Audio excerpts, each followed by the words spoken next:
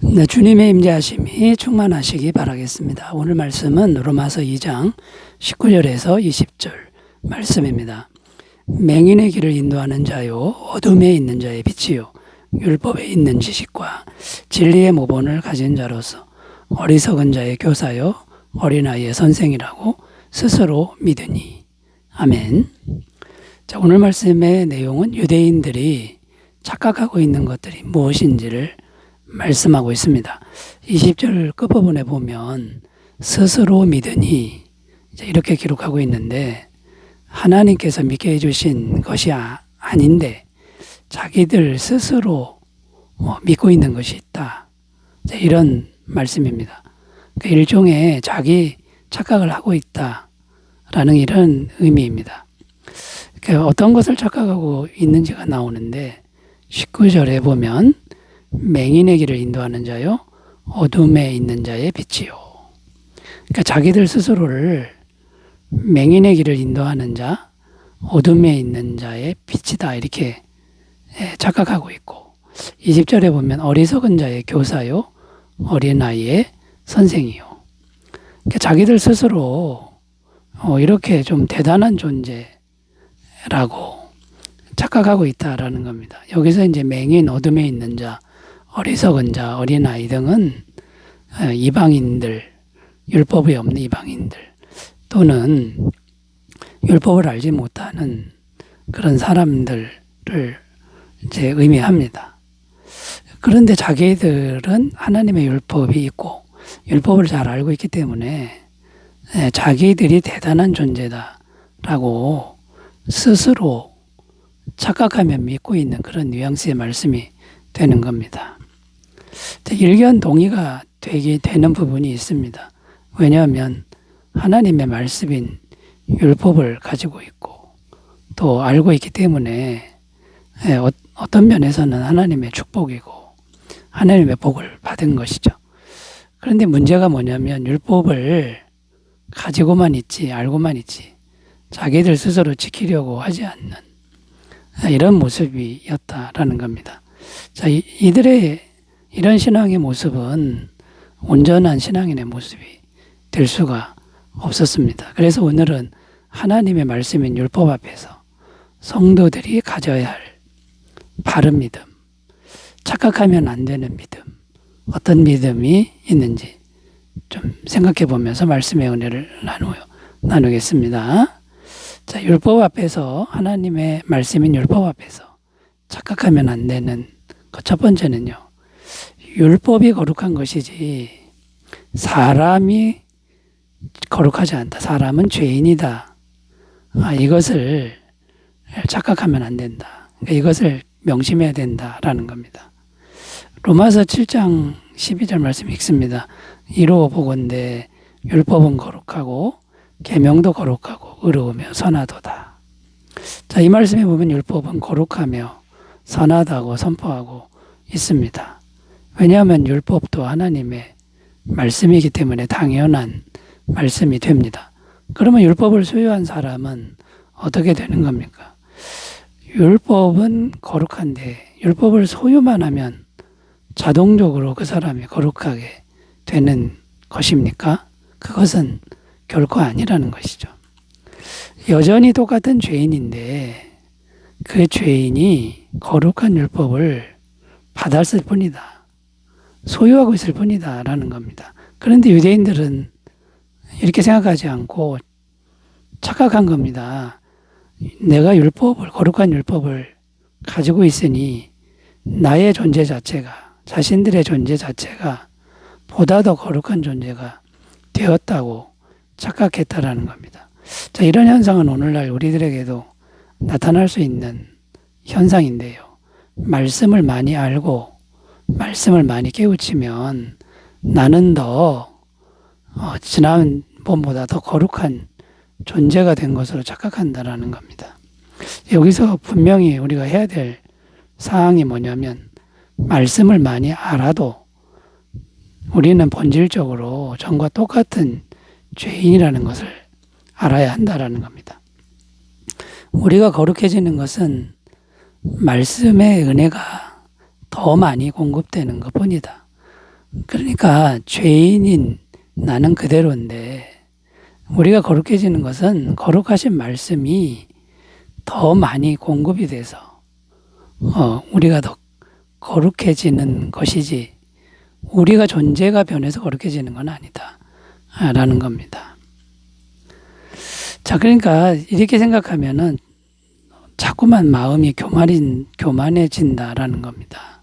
그래서 우리가 하나님 말씀 앞에서 바른 태도를 가져야 되는데 이런 것들입니다. 나는 영원히 죄인인데 영원히 똑같은 죄인입니다. 완벽한 율법, 완벽한 말씀을 받은 것뿐이다. 그러니까 내가 더 잘나지는 게 아니다. 이런 말씀이 되는 거고요. 또 열심히 말씀을 듣는 것으로 그것으로만 만족하면 안 되고 어떻게 해서든지 말씀을 지키려고 노력하는 이런 삶으로 나아가야 된다. 말씀 듣는 걸로 충분하다. 이것은 착각이라는 겁니다. 그 다음에 우리가 항상 겸손해져야 된다라는 겁니다. 우리가 대단한 존재가 된 것처럼 교만해지면 안 된다. 말씀이 더 많이 들리고 더 많이 알수록 더 겸손해지는 그런 마음을 우리가 가져야 된다라는 것이죠.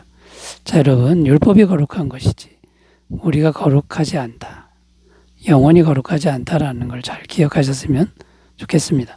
자, 두 번째로 가보겠습니다. 율법 앞에서 착각하면 안 되는 게 뭐가 있을까요? 두 번째는 율법을 가르칠 때 교만하면 안 된다. 교만해지면 안 된다라는 겁니다. 20절 말씀 읽습니다. 율법에 있는 지식과 진리의 모본을 가진 자로서 어리석은 자의 교사요 어린아이의 선생이라고 스스로 믿으니. 자, 여기 보면 교사라는 표현도 나오고 선생이라는 표현이 나오는데 그게 누군가에게 율법을 가르치는 것을 의미하는 표현입니다.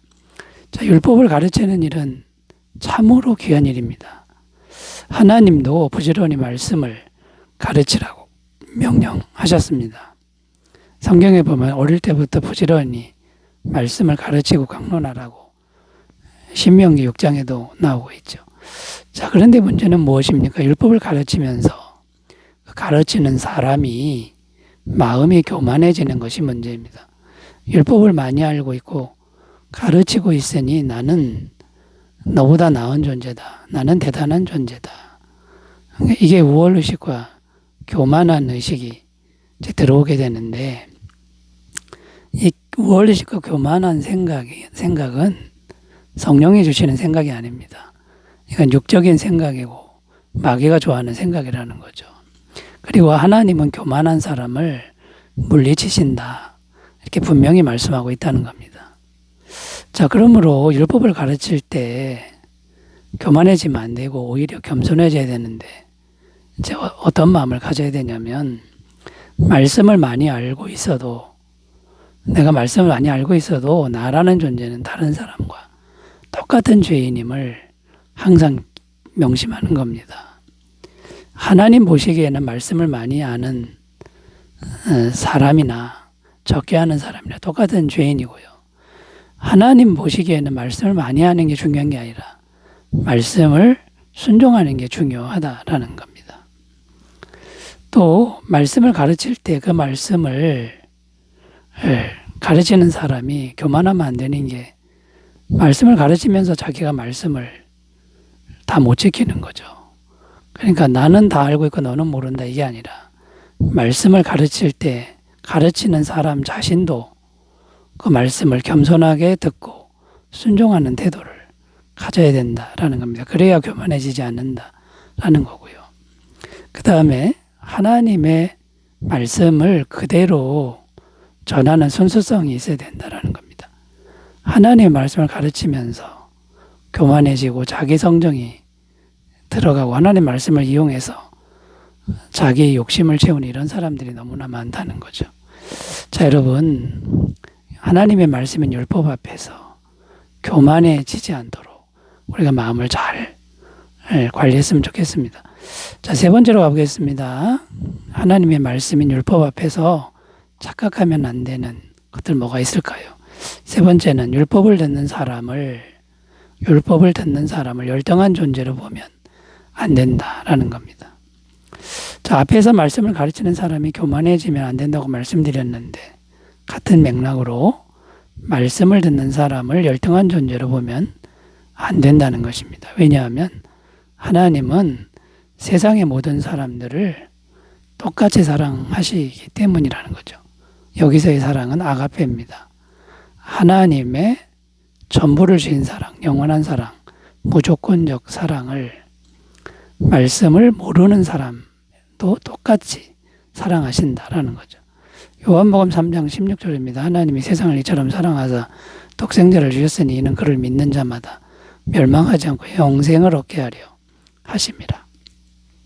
이 세상을 이처럼 사랑하사라고 했을 때 율법을 아는 사람만 해당되는 게 아니라 불신자도 다 포함된다라는 말씀입니다. 로마서 5장 8절입니다. 우리가 아직 죄인 되었을 때에 그리스도께서 우리를 위하여 죽으심으로 하나님께서 우리에 대한 자기의 사랑을 확증하셨느니라. 하나님의 아가페 사랑은 율법을 전혀 모르는 죄인들에게도 전부를 주신 아가페 사랑이라고 말씀하고 있습니다. 자, 그러면 여러분, 말씀을 많이 알고 있는 사람들은 자신을 어떻게 생각해야 할까요? 자, 내가 먼저 말씀을 알고 있습니다. 내 앞에 말씀을 알지 못하는 사람이 있습니다. 그러면 자기 자신은 어떻게 생각하는 겁니까? 내가 먼저 말씀을 알게 된 것은 하나님의 엄청난 축복이다. 은혜다. 이렇게 여겨야 됩니다. 내가 우월해서 대단해서 그렇게 된 게 아니라 전적인 하나님의 은혜다. 이렇게 생각해야 되고요. 두 번째, 내가 먼저 말씀을 알게 된 것은 하나님이 내게 주신 귀한 사명이다. 어떤 사명입니까? 자랑하거나 교만하라고 주신 게 아니라 말씀을 값없이 사랑으로 잘 전하라고 주신 사명이다. 자, 이렇게 생각해야 된다라는 거고요. 그 다음에 어떤 영혼이든지 불신자이든 이방 사람이든 한 영혼이 천하보다 귀한 존재다. 말씀을 듣고 구원을 받는다 그러면 하나님이 그거보다 기뻐하시는 게 없다. 우리가 이렇게 생각해야 우리가 교만해지지 않고 말씀을 듣는 사람을 열등한 존재로 보지 않게 된다라는 거죠. 누가복음 15장 7절입니다. 내가 너희에게 이르노니 이와 같이 죄인 한 사람이 회개하면 하늘에서는 회개할 것 없는 의인 99으로 말미암아 기뻐하는 것보다 더하리라. 자, 여러분, 하나님의 말씀 앞에서 자기 존재를 착각하지 않는 바른 신앙이 되시기 바라겠습니다. 기도합니다. 하나님 아버지, 바른 신앙, 바른 믿음을 주옵소서. 예수님의 이름으로 기도드립니다.